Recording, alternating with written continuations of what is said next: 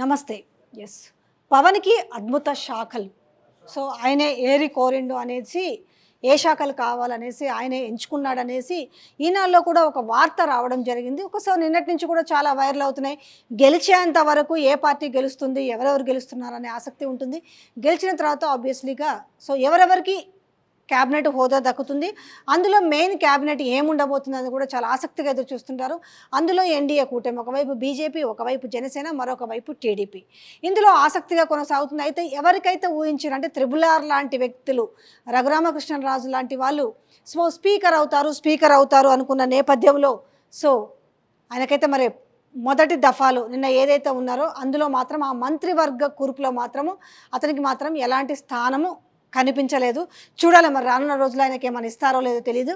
So ముందు చూద్దాం అసలు పవన్కి అద్భుత శాఖలు అన్నామా ఆయనే డిమాండ్ పెట్టాడు అనేది. సో ఇది ఈనాడులో వచ్చిన కథనం ప్రకారం పవన్ కోరిక మేరకే. సో ఇందులో పవన్ కళ్యాణ్ కేటాయించే వాటిలలో ఏమేమి ఉన్నాయనంటే ఉప ముఖ్యమంత్రి, పంచాయతీరాజ్, గ్రామీణాభివృద్ధి, అటవీ పర్యావరణ, తర్వాత గనులకు సంబంధించి కూడా ఇవి పవన్ కళ్యాణ్కి కేటాయించే అవకాశం ఉందని చెప్తున్నారు. సో ఇందులో కూడా మిగతా అన్ని కూడా కీలకమైనవి. అంటే ఒక ఉప ముఖ్యమంత్రి కావచ్చు, తర్వాత పంచాయతీరాజు, గ్రామీణాభివృద్ధి. ఎందుకంటే ఈ గ్రామీణాభివృద్ధి శాఖ కనుక ఉంటే ఆయన కూడా నిత్యం ప్రజల్లోకి వెళ్ళడానికి ఇంతకుముందు కూడా ఒక వీడియో చేశాను కదా, 2029లో పవన్ కళ్యాణ్ సీఎం అనే ఒక ఐటెం చేశాను. అంటే చాలా సిమిలర్గా ఉంటుంది. ఏంటంటే సో ఈయన ఏదైతే అనుకుంటున్నాడో నేను ప్రజలకు చాలా మేలు చేయాలి, నిరంతరం ప్రజల మధ్యలో ఉండాలి.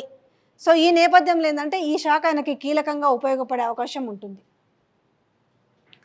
సో దాని తర్వాతకు వచ్చేసి మనకు రెండోది వచ్చేసి జనసేన నుంచి నాదెండ్లకు కూడా ఏముందంటే సివిల్ సప్లై, పౌర సరఫరాల శాఖ.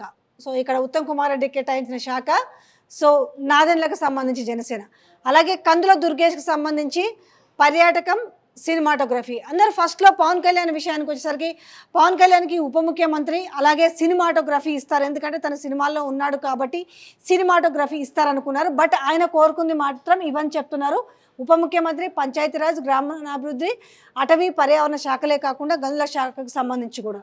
సో ఇక్కడ ఏదైతే సినిమాటోగ్రఫీ ఉందో ఇది, ఈ సినిమాటోగ్రఫీ సంబంధించి ఇక్కడైతే మన కోమటిరెడ్డి వెంకరెడ్డికి ఇచ్చారు. ఇక్కడ కందుల దుర్గేష్కు ఇచ్చే అవకాశం ఉంది. అలాగే ఇక ఆర్థిక శాఖకు సంబంధించి పయ్యావుల కేశవ్ లేదా ఆనం పేరు వినిపిస్తుంది. ఏది ఆర్థిక శాఖకు సంబంధించి. ఇక హోమ్ మినిస్టర్కి ఇచ్చేసరికి ఆల్రెడీ మనకు సోషల్ మీడియాలో ట్రోల్ అవుతున్నాయి.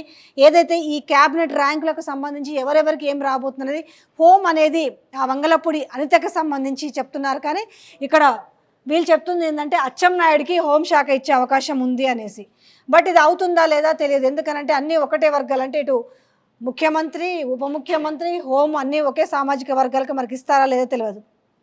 అలాగే అందరూ అనుకున్నట్టుగానే లోకేష్కి ఐటీ పరిశ్రమలు, సో నారాయణకు వచ్చేసి పట్టణాభివృద్ధి, సో ఫరీక్ వచ్చేసి ఒకరే ఉన్నారు కాబట్టి మైనార్టీ శాఖ.